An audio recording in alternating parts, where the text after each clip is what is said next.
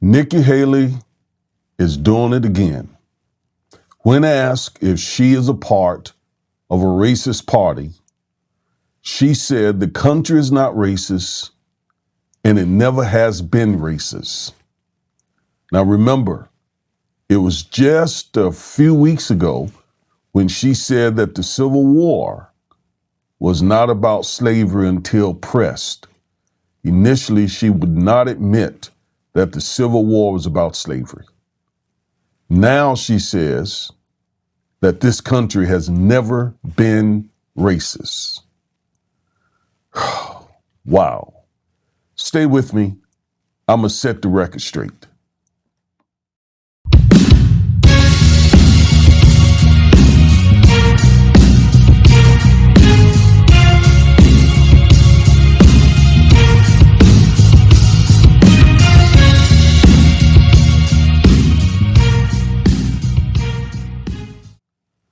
Hello, I am attorney Augustus Corbett, one half of the Defiant Lawyers. Each and every week, we bring you at least one legal analysis of some story trending regarding politics, policies, personalities, or pop culture to empower you with the information you need to defy this unjust legal system and to nullify systemic racism.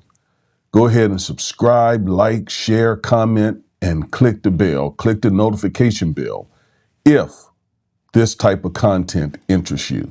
And it should. It really should. Because right in our faces, conservatives are doing everything they can to either erase or revise history, one or the other. And we cannot let them do either. So I need to comment on this. And you know, it's my pattern to take my time and give you receipts, right?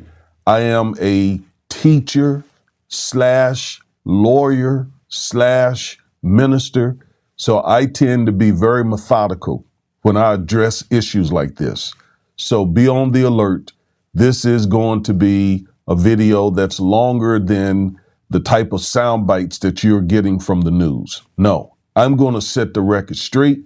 I'm going to give you receipts so that this issue can be put to bed, period. All right. So let's watch several videos of Nikki Haley. Are you a racist party? Are you involved in a racist party? No, we're not a racist country, Brian. We've never been a racist country.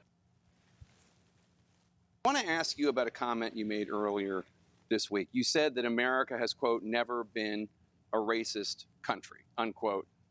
Protections for the institution of slavery were written into the U.S. Constitution. The White House was built with slave labor. Your home state of South Carolina seceded from the Union, fought a war to defend the enslavement of black people. I understand you don't think America is a racist country now, but we're here at a college. Do you really think as a historical matter, America has never been a racist country? I mean, think about what you're saying. First of all, I will tell you, when you look at, the Declaration of Independence,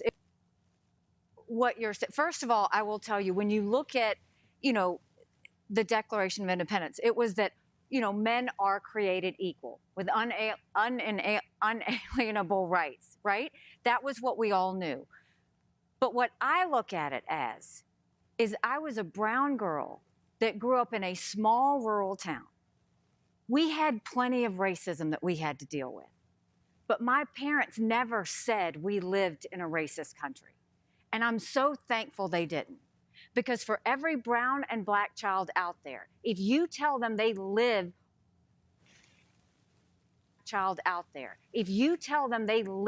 or were born in a racist country, you're immediately telling them they don't have a chance.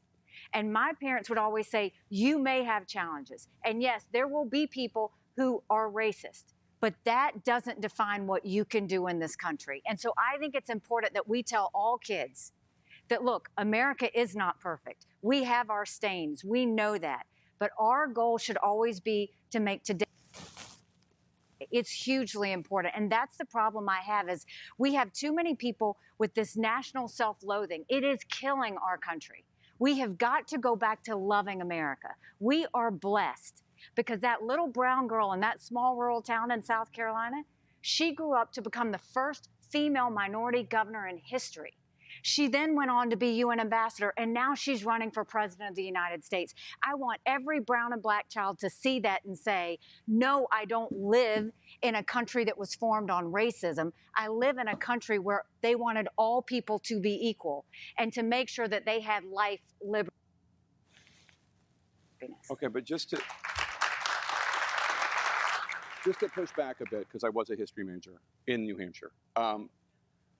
You're talking about the ideals of America, but America was founded institutionally on many racist precepts, including slavery. But when you look, it said all men are created equal. I think the intent was to do the right thing. Now, did they have to go fix it along the way? Yes, but I don't think. I'm going to show you that the intent was not to do the right thing. I'm going to show you clearly what the intent of the framers were regarding race. She is absolutely lying. Intent was ever that we were going to be a racist country. The intent, everybody was going to be created equally. And as we went through time, they fixed the things that were not all men are created equal. They made sure women became equal too. All of these things happened over time. But Wrong. They did not fix those things. Those things have not been fixed.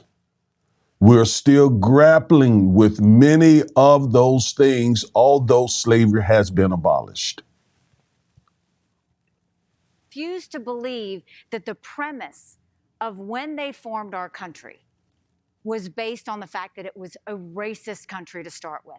I refuse to believe that. I have to know in my heart and in everybody's heart, everybody was going to be created equally. She can believe what she want to believe. She can refuse to believe whatever she wants to refuse to believe.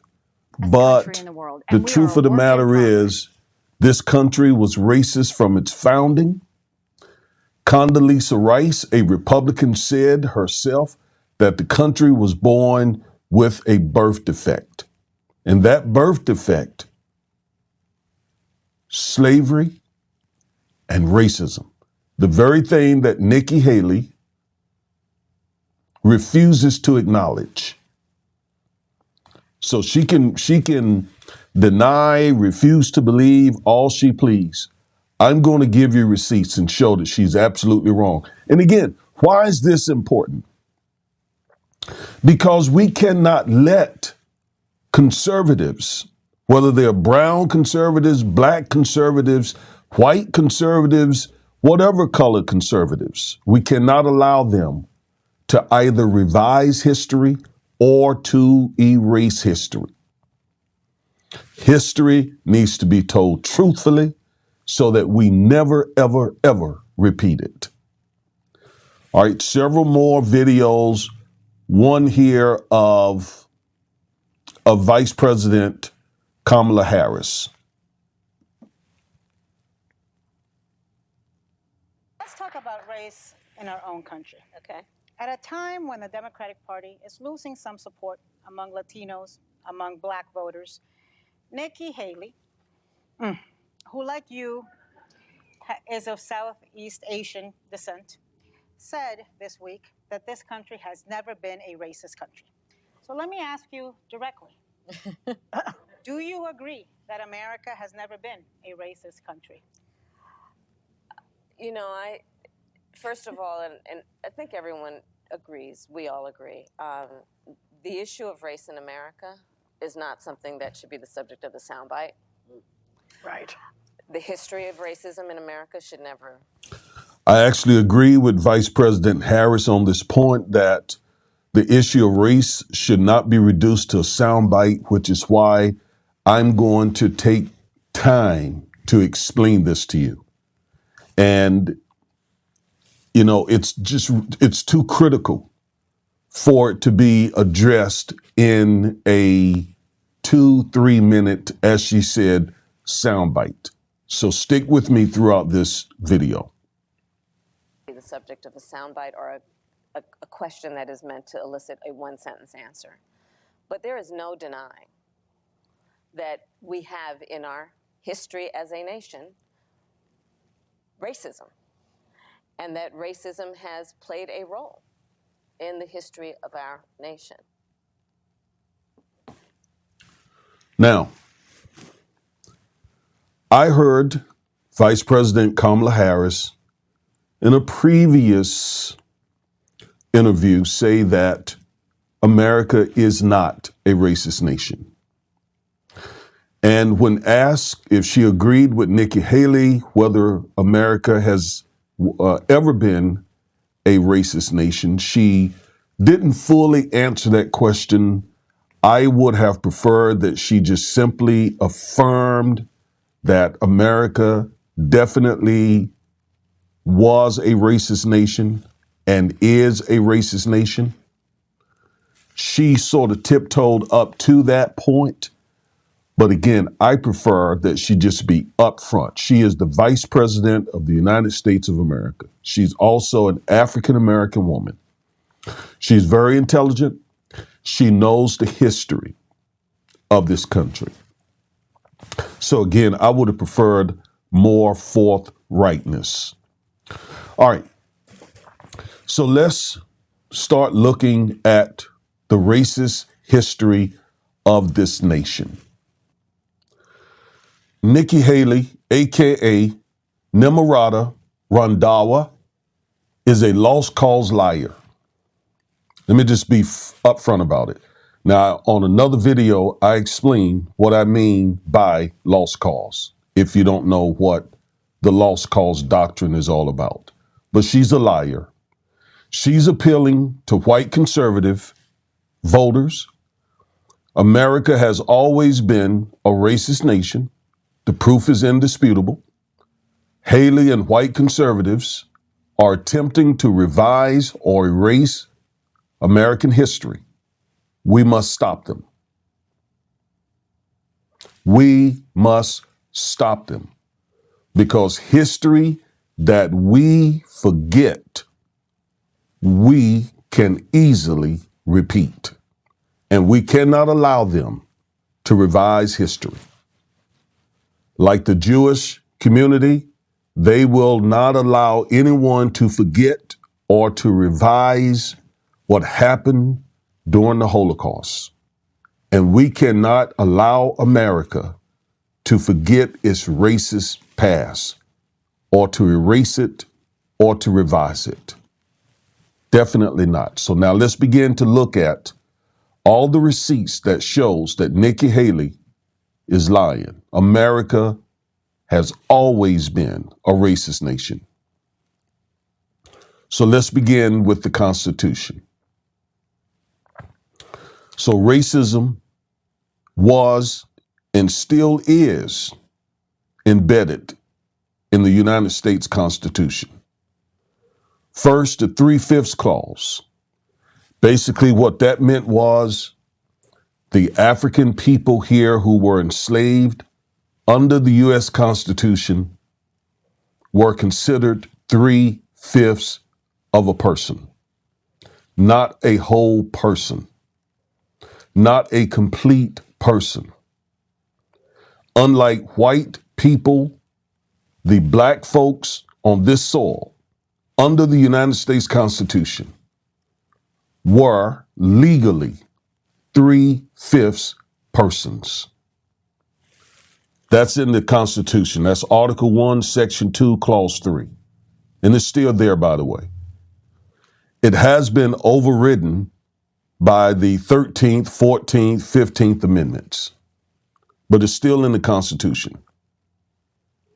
The Fugitive Slave Clause, Article 4, Section 2, Clause 3.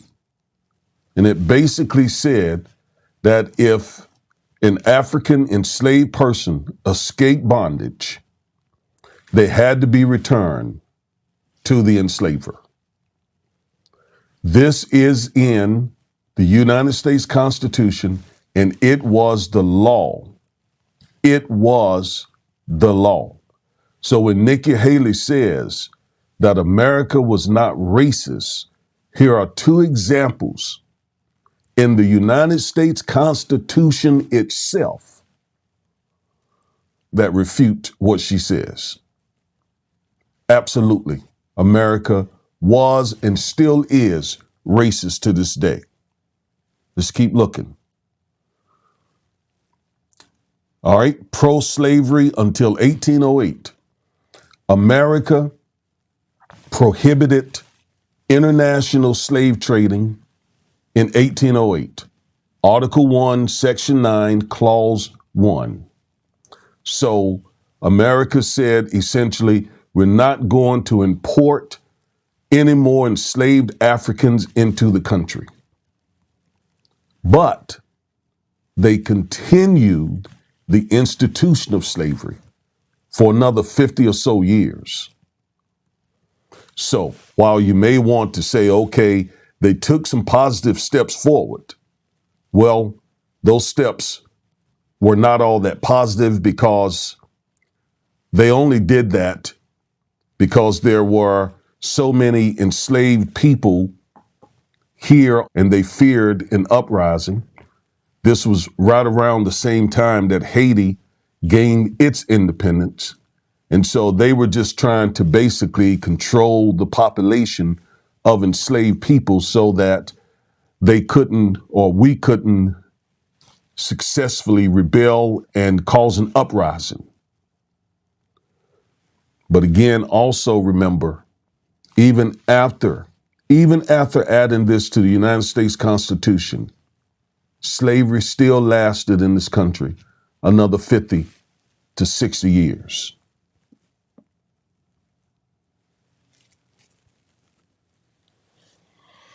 Racism in the Supreme Court, racism in SCOTUS. So we just looked at the racism that was in the Constitution, which refutes absolutely the notion that this country is not a racist nation. Now let's look at racism in the highest court in the land. And we're going to look at one case. One case says it all. Now we got to read some lengthy passages in that case, but it is necessary for you to have a complete understanding of why Nikki Haley and white conservatives are lying when they say that this country was never racist. And that case is the Dred Scott case, Scott versus Sanford. Racism through this particular case just demonstrates how deeply racist the United States Supreme Court was during slavery. The Chief Justice at that time was Roger Taney. Chief Justice Roger Taney. Some people pronounce his name Taney. Chief Justice Roger Taney. And beside him there is Mr. Dred Scott. And I put Mr. there because I want his personhood, his dignity respected, unlike Roger Taney or Taney, unlike the things that he expressed in this awful, horrible, horrible Supreme Court case. Let's look at key provisions. And by the way, this case had to do with whether or not Mr. Dred Scott had to be returned back to his enslaver after he had been freed. That was the basis of this case. And what Chief Justice Roger Taney addressed was whether or not Mr. Scott, as a black man, even had the right to bring a lawsuit in the first place. Okay.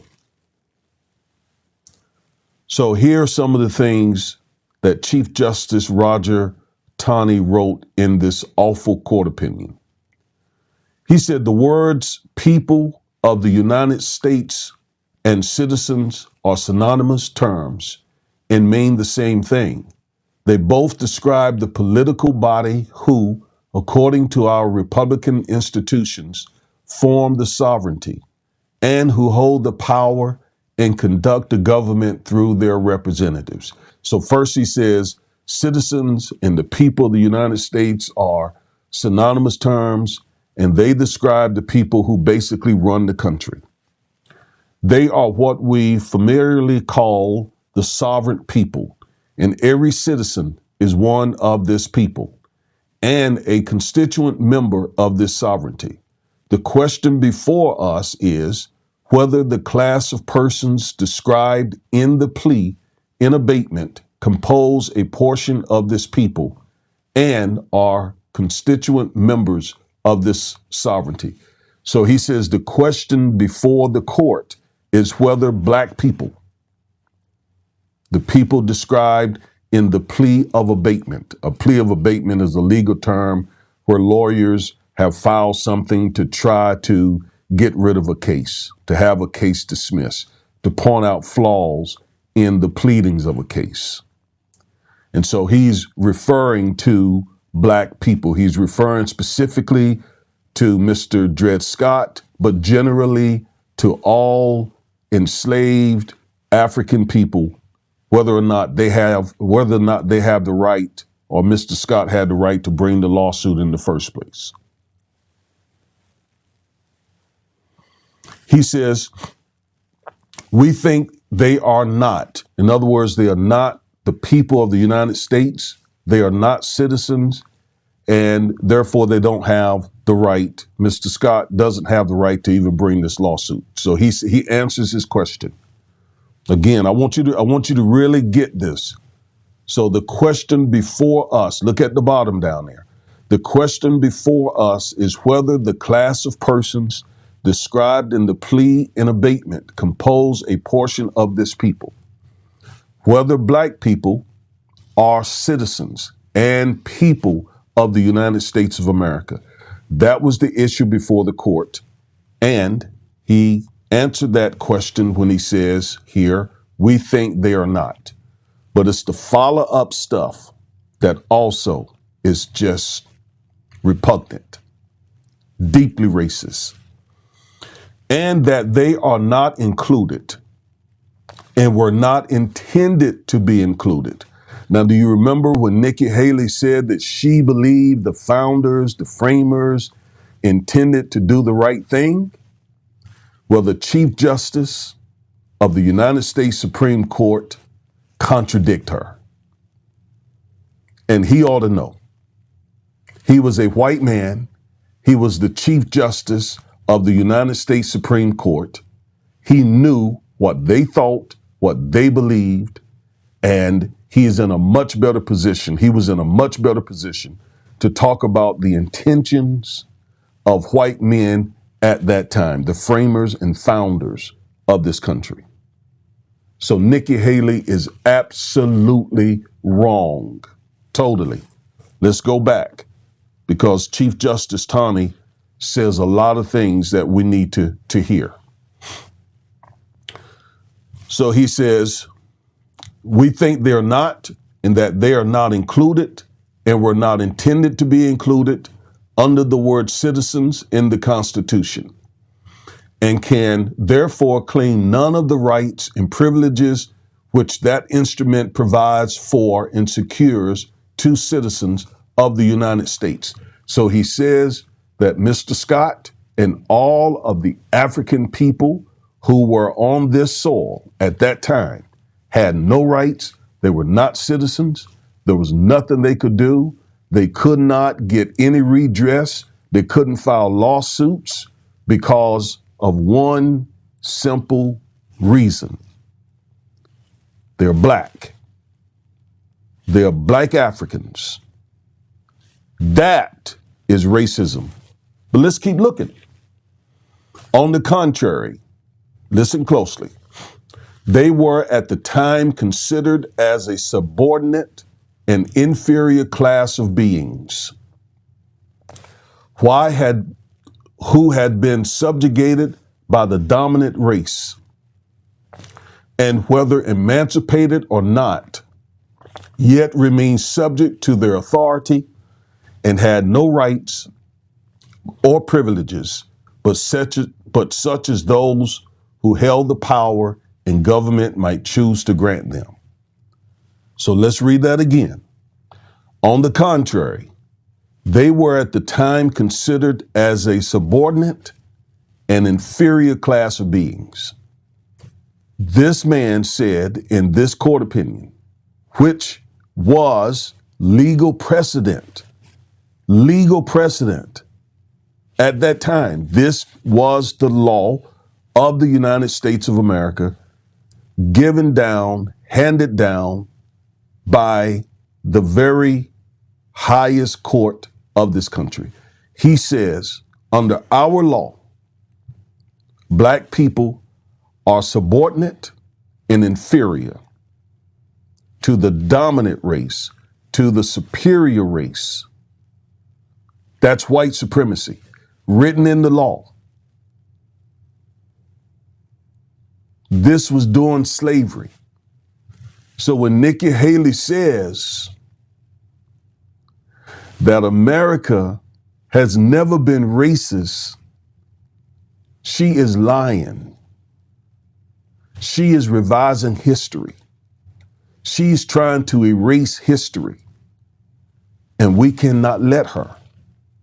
But let's keep reading. There's so much here. Subordinate and inferior class of beings who had been subjugated by the dominant race, and whether emancipated or not. In other words, if slavery were to come to an end, yet, Chief Justice Taney said, yet they would remain, blacks would remain subject to their authority and have no rights or privileges, but such as those who held the power and the government might choose to grant them. And when he says that blacks would have no rights other than what the government grants them, that sort of hits at the Declaration of Independence, right? Because the Declaration of Independence says humans have rights from God, inalienable rights from God, from their creator.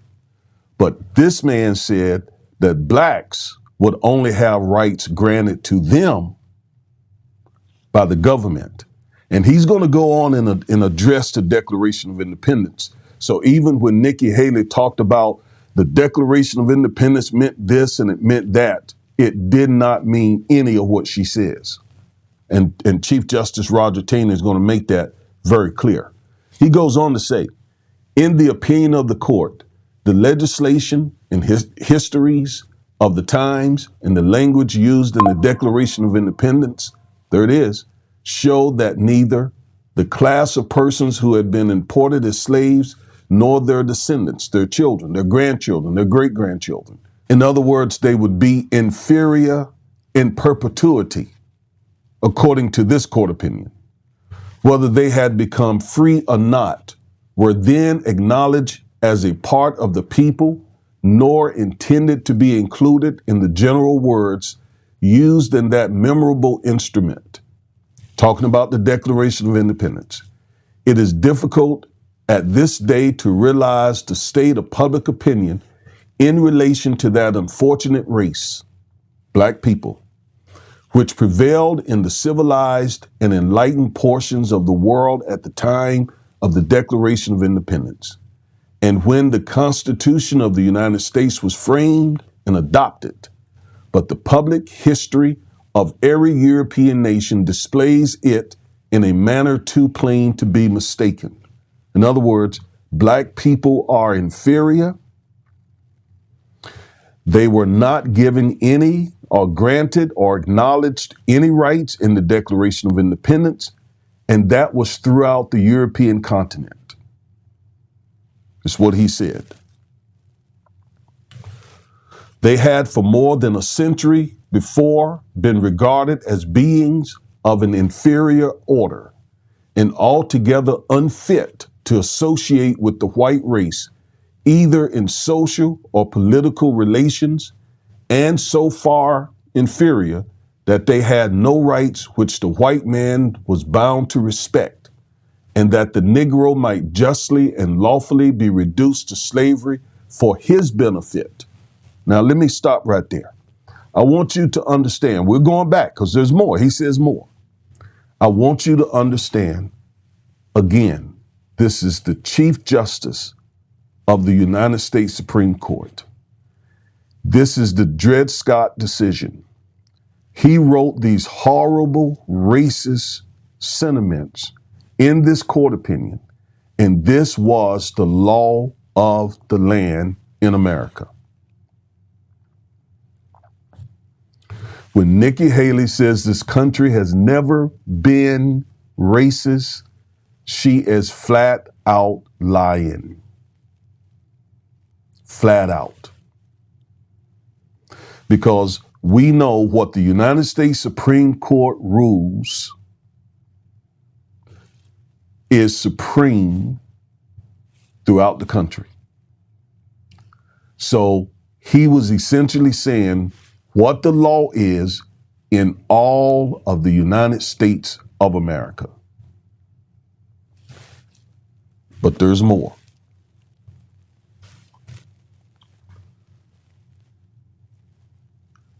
He was bought and sold and treated as an ordinary article of merchandise.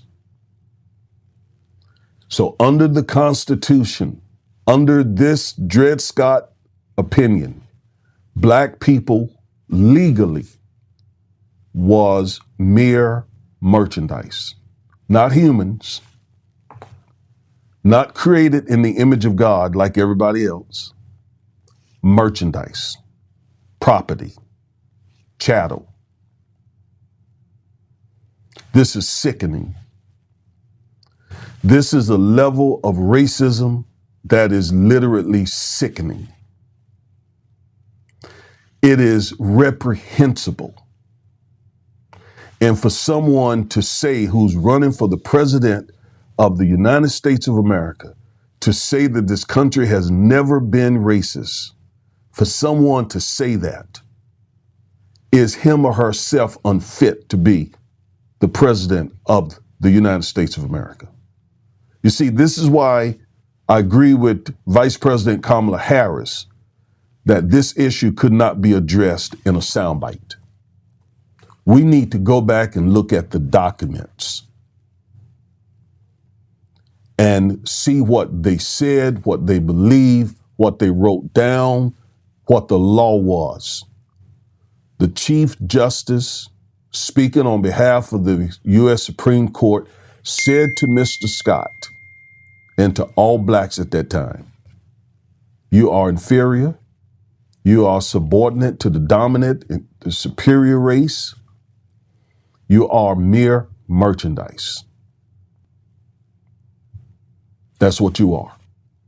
You're no more valuable than a mule, the mule's plow, a pair of shoes, or any other type of property.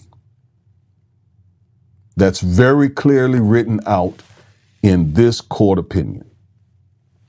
But there's more.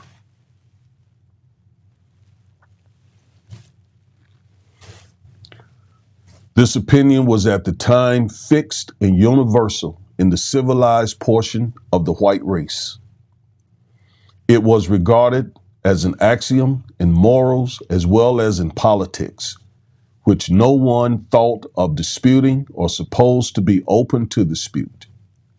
And men in every grade and position in society daily and habitually acted upon it in their private pursuits, as well as in matters of public concern, without doubting for a moment the correctness of this opinion. The fact, Chief Justice Taney is saying here, the fact that the black man is inferior, he says it was universally accepted throughout the white race. Whites in America, whites in Britain, whites in Ireland, whites in Scotland, Europeans the world over consider black people inferior, cursed. and consider whites superior. Therefore, it is no issue enslaving, murdering, killing, lynching, whipping, raping, robbing, and anything else you want to do with this class of people. That is the reason why you're reading from this opinion, the reason why we have dealt with race in this country for so long, because it's deeply, deeply embedded in the hearts of whites, not all whites, but in white society. And as Chief Justice Taney said, the world over. Go to any white nation and you will see how truthful his words still are to this day. Has there been progress? Of course. There has been progress in that this evil institution was abolished. But the hearts of people, the mindset, the consequences, the fruits, what the U.S. Supreme Court called in one case the badges and incidents of slavery, are still very, very much with us. But there's more. Believe it or not, there's more.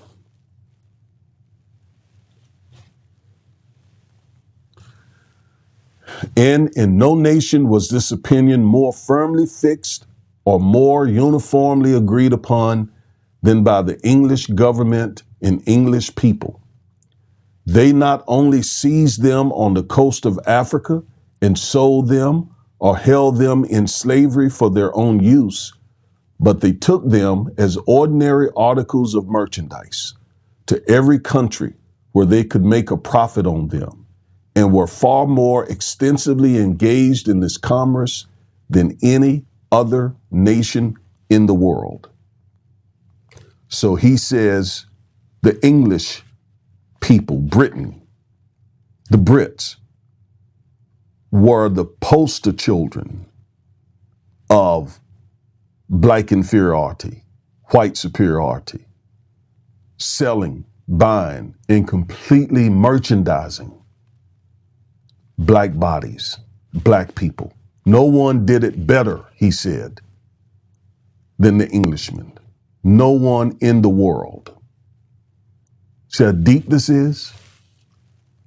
And for Nikki Haley to say that this country has never been racist, let's keep looking. The opinion thus entertained and acted upon in England was naturally impressed upon the colonies that founded on this side of the Atlantic. In other words, the racist ideology of English people came right over here with the colonialists, with the whites who came over and settled this land. Chief Justice Taney is pointing out that this is the way we thought in England. This is the way that we think now. And I am, as the Chief Justice of the Supreme Court, I'm writing it into law. I'm expressing it. I'm putting it on paper. I'm setting the precedent that these people are inferior, whether free or not, they are inferior, and they will always be subjected and subordinate to the white race. He goes on to say, and accordingly, a Negro of the African race was regarded by them as an article of property and held and bought and sold as such in every one of the 13 colonies which united in the Declaration of Independence and afterwards formed the Constitution of the United States. The slaves were more or less numerous in the different colonies, as slave labor was found more or less profitable. But no one seems to have doubted the correctness of the prevailing opinion of the time. What was that opinion? That blacks are inferior. The language of the Declaration of Independence is equally conclusive. Now, this is real important to what Nikki Haley says, because she kept talking about the Declaration of Independence. The Declaration of Independence was not written as a racist document. Well, that's not what white men thought when it was written during slavery. Here's what he says. It begins by declaring that, listen carefully, when in the course of human events, it becomes necessary for one people to dissolve the political bands which have connected them with another, and to assume among the powers of the earth the separate and equal station to which the laws of nature and nature's God entitle them, a decent respect for the opinions of mankind requires that they should declare the causes which impel them to the separation. So now, these words are directly referring to the American settlers breaking the band that they had with the English monarch. But he's also pointing these words out because in his mind, these words also apply to the separation of whites and blacks were necessary. Otherwise, he wouldn't have put them in this context. And the words separate and equal, we certainly have seen those words in our jurisprudence, right? The Plessy v. Ferguson decision embodied and embedded that word in our nation, separate but equal. So we know exactly what Chief Justice Taney is saying here. And this is the first part of the Declaration of Independence. Now he goes into the part that most people quote. It then proceeds to say, we hold these truths to be self-evident, that all men are created equal, that they are endowed by their Creator with certain unalienable rights, that among them is life, liberty, and the pursuit of happiness, that to secure these rights, governments are instituted, deriving their just powers from the consent of the governed. Now, the question is, were black people considered to be a part of these words? Chief Justice Taney answers that question for us. The general words above quoted would seem to embrace the whole human family. And if they were used in a similar instrument at this day would be so understood. But it is too clear for dispute that the enslaved African race were not intended to be included. So when Nikki Haley talks about they had good intentions, their intentions were good and right, Chief Justice Taney sets the record straight.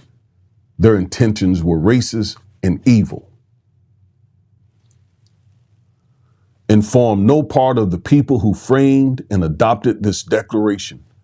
For if the language as understood in that day would embrace them, the conduct of the distinguished men who framed the Declaration of Independence would have been utterly and flagrantly inconsistent with the principles they asserted. In other words, Chief Justice Taney says, if the men who wrote the Declaration of Independence had good intentions regarding blacks, they would have treated blacks equally. They certainly would not have enslaved them. So Chief Justice Roger Taney makes it very clear that based on the actions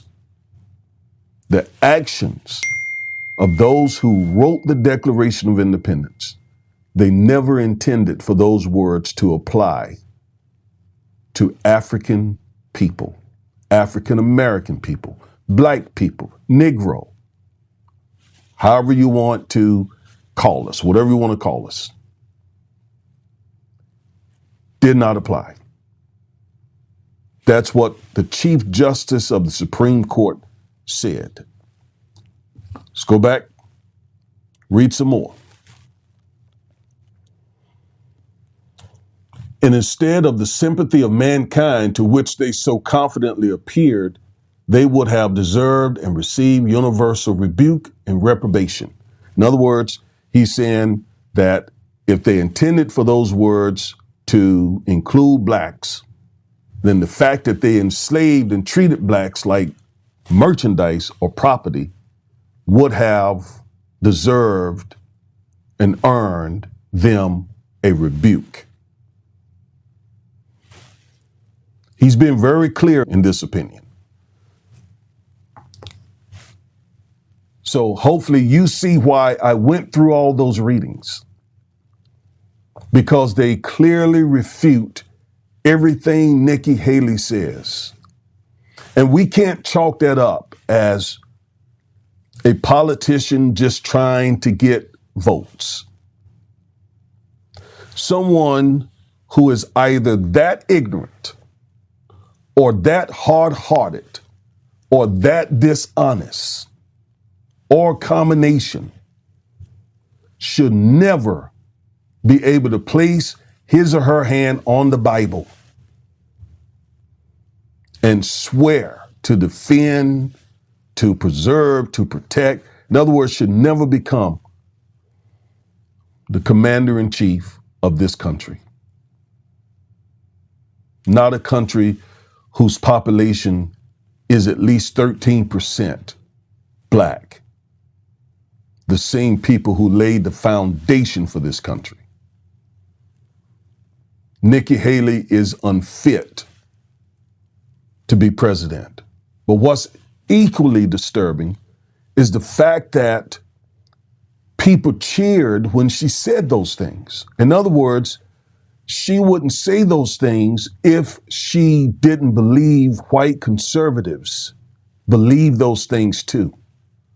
So this tells you the GOP, the Republican Party, to answer the Fox News host question in the first place, is she a part of a racist party? It absolutely is a racist party. It absolutely is. The GOP, the Republican Party, is absolutely a racist party because it agrees with her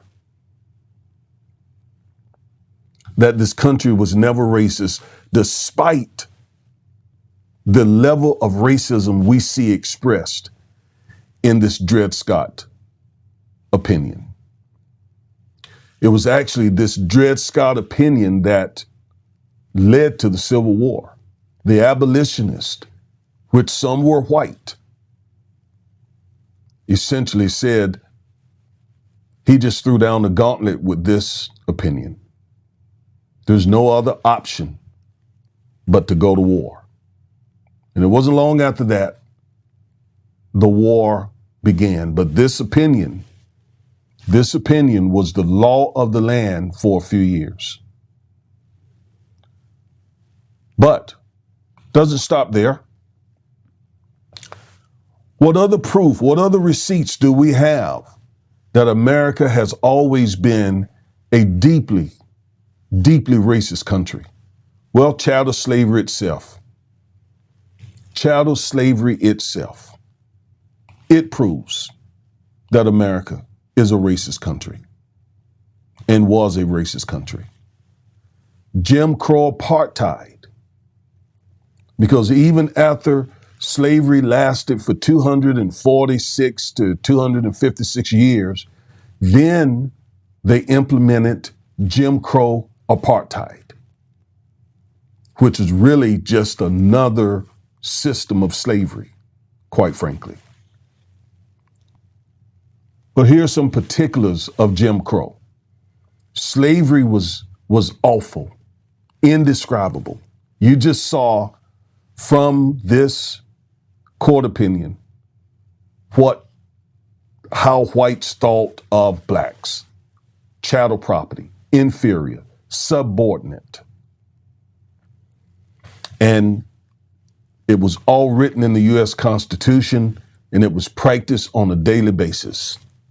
Thus, blacks were lynched, murdered, whipped, raped, because they're inferior. They're not humans. They considered us subhumans. We had less rights than their animals.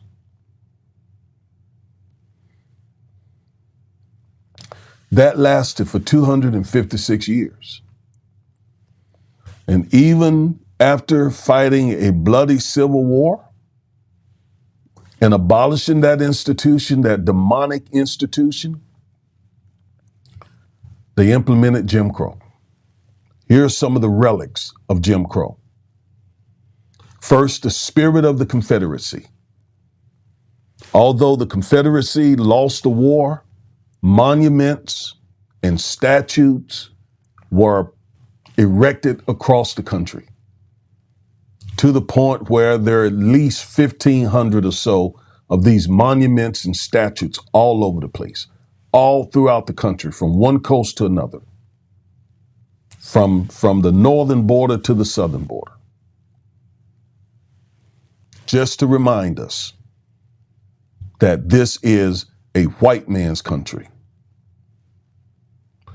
White knights of the Ku Klux Klan terrorized African American people after the Civil War. Just an outright terrorist organization. Segregation. This was a shameful national policy. This was not in pockets of the country. This was throughout America. Black people were separated until the Brown versus Board of Education case, where the U.S. Supreme Court said, acknowledged, that segregation was inherently evil and racist. They didn't use the word racist, but it's implied, because certainly that was the context. In other words, blacks were segregated because of their race. And Nikki Haley has the nerve, the gall, to say that America was never a racist country. Lynchings. According to the Equal Justice Institute, over 4,400 lynchings during Jim Crow. Sharecropping, a next to slavery system where blacks lived on the property, oftentimes of their former enslaver, worked for them for a share of the proceeds. And oftentimes those proceeds never really reached blacks, or they were so scant and miserly that blacks were not able really to ever build any sort of wealth. I know about sharecropping personally because my grandmother and some of my aunts and uncles were sharecroppers. Convict leasing. This is a relic of Jim Crow, where corporations, white-owned businesses would go to the penitentiaries and buy black people to work in their companies. This is because that occurs, it may still occur in some parts of the country, especially down south, here in the South, because of that little language in the 13th Amendment that leaves slavery still living if someone is convicted of a crime. I remember a convict, a black man, being sold under this particular law when I was a teenager in North Carolina, and he was basically a slave. The white man who bought him from a North Carolina prison essentially owned him. And this was in the 70s, 1970s. 1970s, was that 50 years ago? And she has the gall to say that America has never been a racist nation. Vagrancy laws. These were laws, black code laws during Jim Crow, where black people could be arrested for standing around, for not having a job, and then jailed or imprisoned, and once again forced to provide free or cheap labor. It was another form of slavery, basically. Redlining. This is where banks would not lend money to certain black neighborhoods. Restrictive covenants. This is where whites would not sell homes to blacks in white neighborhoods. Chain gangs. Growing up, I used to see a lot of blacks who were in prison working along the side of the road. Again, providing cheap or free labor to the state. These are all relics of Jim Crow. Black land grab. This is heartbreaking because despite all the racism, blacks were able to acquire through pure grit and determination lots of land in the South, along the coast, East Coast, and some Midwestern and some Western areas. But whites stole nearly all of that land, stole every bit of it over about 100-year period. Went from maybe 1 million acres of black farmland down now to about 30,000 acres. All relics of Jim Crow. And the U.S. government admitted that it played a part in discriminating against black farmers, which caused them to lose their land. A federal agency admitted it and paid damages.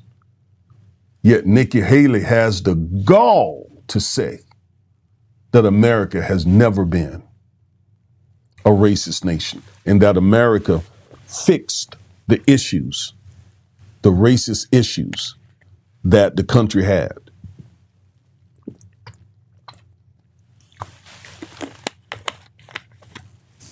She's unfit to be president. First, she couldn't bring herself to say without pressure that the Civil War was fought to end this institution. She made basically a states' right argument, which is really a lost cause argument. And by the way, Donald Trump had the gall to say that the Civil War didn't have to happen because they could have negotiated. So I guess he was saying that they could have got in a room, the northern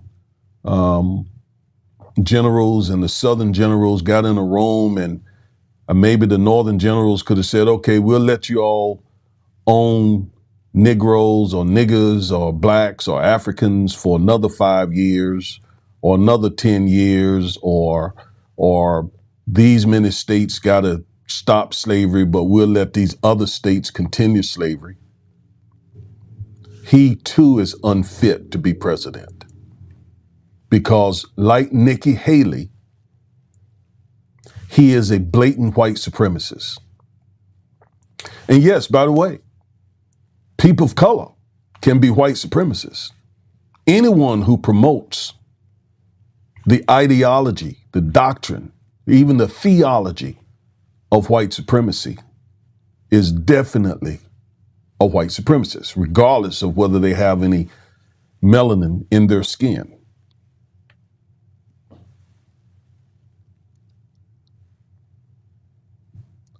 Current systemic racism. Yes, We still deal with systemic racism today, and it's evidenced by disparities. So, what is systemic racism? Systemic racism includes the complex array of anti-Black practices, the unjustly gained political economic power of whites, the unjustly gained political economic power of whites, the continuing economic and other resource inequalities along racial lines, and the white racist attitudes created to maintain, rationalize white privilege and power.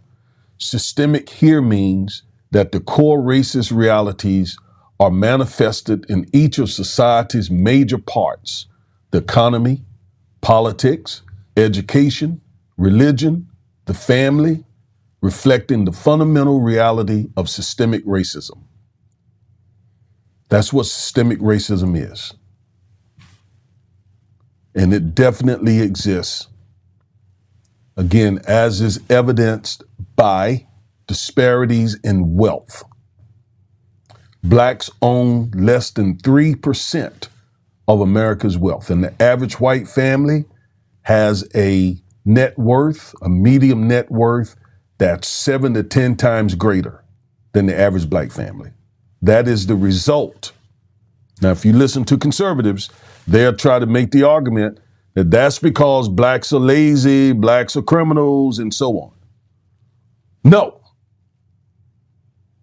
It's because of all that we just discussed. 250 years of slavery, 100 years of Jim Crow, sharecropping, convict leasing, redlining, restrictive covenants, segregation. That's why that's in place like that.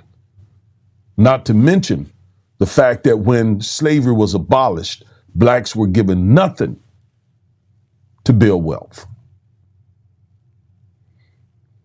So that's why there is a very vast economic disparity or inequality between Black and white people.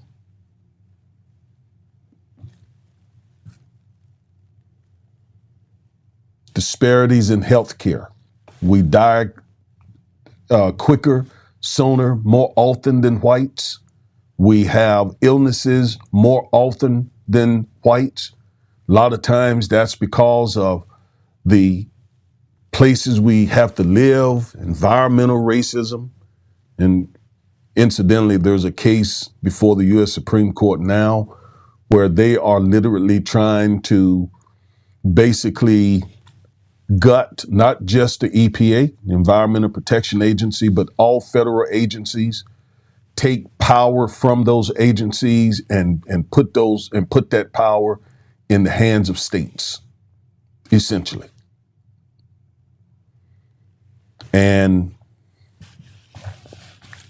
I mean, we're just in a fight all the way around. And Trump is the one who is sort of the spearhead of this fight. You may say, why in the world would a man like Trump have such a hold on the GOP? Well, it's because the GOP is in fear of losing the country. You remember when George Floyd was murdered and there was this talk of a racial reckoning? White conservatives said, absolutely not. There is no racial reckoning going on here. We're going to double down. And that's what Trump was out there saying. He was telling whites, you better stand up. You better fight.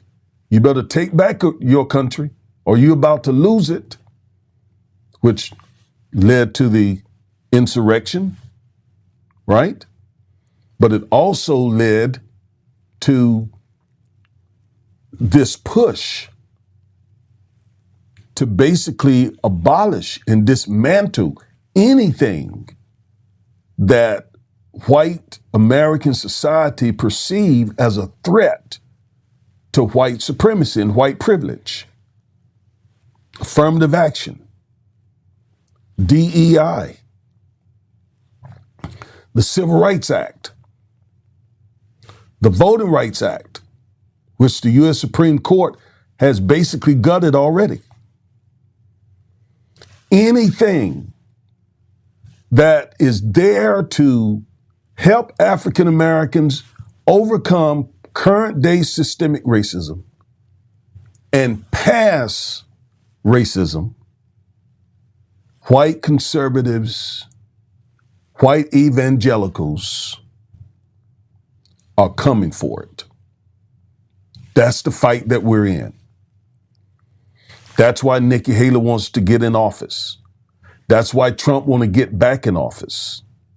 And as I was saying, why would they support such a man?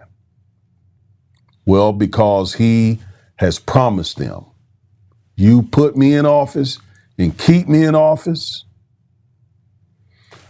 I will protect white supremacy. I will prevent people of color from taking over this country. And so they don't care what he does. He knows it. He told us. He worked out a deal with them that basically they'll keep him in office as he works to keep them in power. And he says, because that deal is so tight that I could shoot someone on Fifth Avenue and nothing would be done to me. Because again, he has promised to protect white supremacy. So whether he has 200 criminal charges, 300, 100, it doesn't matter. That doesn't matter to them. What matters to them is he is willing and bodacious and all of that to protect white supremacy. Now, which does bring up this issue of why are blacks supporting Trump?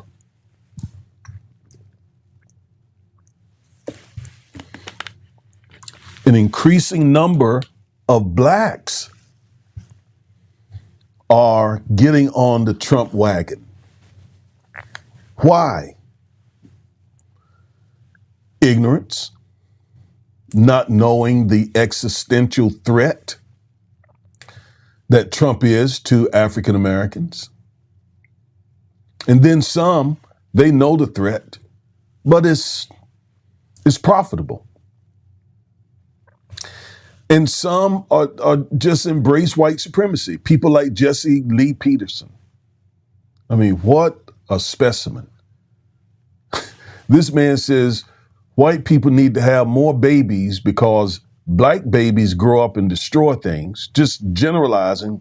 I guess maybe his babies and himself are different than the characterization he just made of all black people, but I don't even know that he has sense enough to make that, to connect the dots there or something. But people like him, Candace Owens, I just don't understand these people. I don't get these people. I expect whites to do what they're doing. I mean, they're doing what they believe they have to do to protect white supremacy. I get that. I expect that. Why blacks are participating in that? I mean, it's almost like blacks back during slavery, working with whites to keep the institution of slavery intact. And there were those blacks back then. And I don't get it. I don't get that. For no amount of money, for nothing.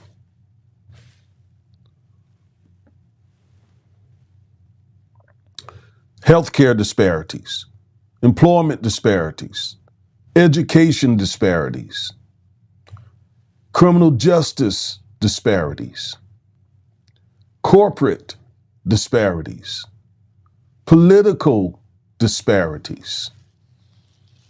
These are all evidence of systemic racism in this country. And they're all evidence that Nikki Haley is trying to revise or erase history. What she says is not innocent. It's not just to appease white conservative voters. That is a big part of it. But it's not just that. And by the way, Ron DeSantis agrees with her. Trump agrees with her. Vivek Ramaswamy agrees with her. The GOP generally agrees with her. Because that is the rottenness that's in the GOP, in the Republican Party. We know the Republican Party consists of the Confederates, the Confederate descendants who were the Dixiecrats in the Democrat Party and bolted over and came over into the Republican Party. We know that. History tells us that. And that is not to suggest, by the way, let me make this clear. I'm not a Democrat. I was a Democrat, but I was also a Republican for 20 years. And I'm still morally conservative, economically conservative. But I despise racism. I despise racism. I grew up seeing it. I saw what it did to my family. I saw what it did to my community. I don't hate, and I want to say this, I don't hate white people. And the white people who know me know I don't hate white people. Let me let you in on a little secret. I was, in my hometown, the first pastor. I'm an attorney, but I'm also a minister. I was the first pastor in my little southern hometown to pastor an integrated church. I had white members in my church. They know my heart. They know me. They still love me to this day. And I love them because they know what is coming from me is not hate toward white people. It's hate toward white supremacy. It is hate toward racism. I love white people. I even love white supremacists because as a Christian, I'm commanded to.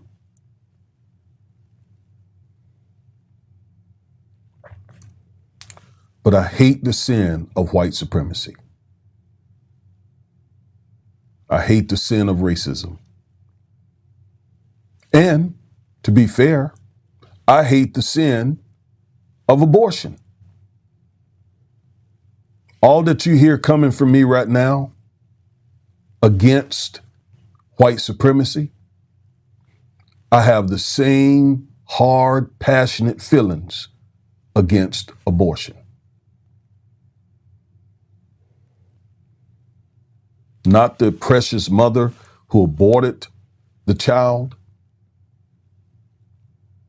but the act of murdering an unborn child. And I even see parallels between murder and white supremacy. Here's how. In order to abort babies, people must first become convinced that it's not a baby, that it's a fetus. It's not a human. So to abort it, you're not really violating any moral law, any biblical law, any religious law, because it is nothing more than cutting your fingernail. So the unborn baby was dehumanized, just like African people, dehumanized. We just read from the Dred Scott decision, you heard a lot of dehumanization of black people. And once you dehumanize people, it's a whole lot easier to murder them.